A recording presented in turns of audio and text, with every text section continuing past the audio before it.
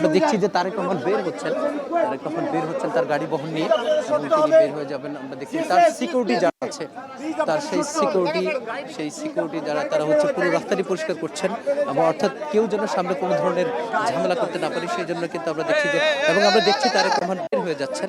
এবং এই 1 ঘন্টা ব্যাপী বৈঠকে কি আলোচনা হয়েছে সেটি হয়তো আমরা পরবর্তীতে জানতে পারবো। কিন্তু এই বাংলাদেশের এই যে ইতিবাচক রাজনীতি হলো, সেটি নিশ্চয়ই তারেক রহমান হাত নেড়ে শুভেচ্ছা জানাচ্ছেন এখানে যারা আছেন, অর্থাৎ দলীয় নেতা কর্মী এবং অন্যদেরকে তারেক রহমান হাত নেড়ে শুভেচ্ছা জানাচ্ছেন, সেটি আমরা দেখার চেষ্টা করছি। তারেক রহমান হাত নেড়ে শুভেচ্ছা জানাচ্ছেন সবাইকে তিনি, এবং আমরা সেটি দেখতে পাচ্ছি যে দলীয় নেতাকর্মী এবং এখানে উৎসুক জনতা যারা, তারাও কিন্তু এই গাড়ি বহরটিকে ঘিরে তারা ব্যাপকভাবে উৎসাহ, উদ্দীপনা এবং উচ্ছ্বাস প্রকাশ করছেন, সেটি আমরা দেখছি।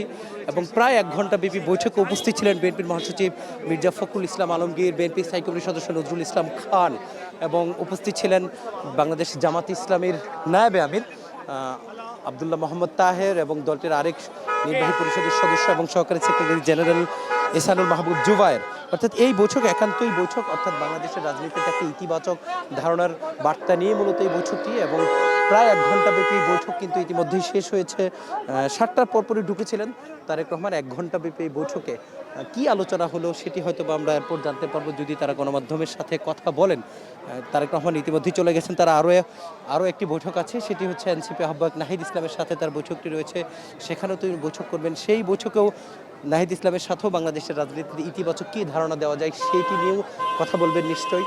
অর্থাৎ এই যে দেখা করার, এটি কিন্তু পূর্ব নির্ধারিত একটা শিডিউল ছিল, এবং আজকে দেখা করার সময় কিন্তু বাংলাদেশ জামাত ইসলামের আমির, তিনি কিন্তু তার সাংগঠনিক কাজে তিনি ঢাকার বাইরে ছিলেন, এবং 6টার পরপরই তিনি কিন্তু তার এই বাসায় ঢোকেন, এবং তার সেই 1 ঘন্টা পরই তিনি মূলত এই বাসায় ঢোকেন, এবং 6টার দিকে জামাতের আমির তার নিজের বাসায় ঢোকেন। এরপরই তারেক রহমান ঢোকেন, এবং তারেক রহমানের এই যাত্রাকে ইতিবাচক হিসেবে দেখছেন দেশের মানুষ, এবং তারা বলছেন যে বাংলাদেশের রাজনীতিতে ইতিবাচক ধারার সূচনা হলো সেটি ধরে রাখবেন, এবং বাংলাদেশের গণতান্ত্রিক উন্নয়নে এবং বাংলাদেশের উন্নয়নে সবাই একসাথে কাজ করবেন, এবং যে মত প্রকাশের স্বাধীনতা থাকবে সবাই যার যার মতো কাজ করে এই দেশকে এগিয়ে নিয়ে যাবে, এমন প্রত্যাশার কথা তারা বলছেন।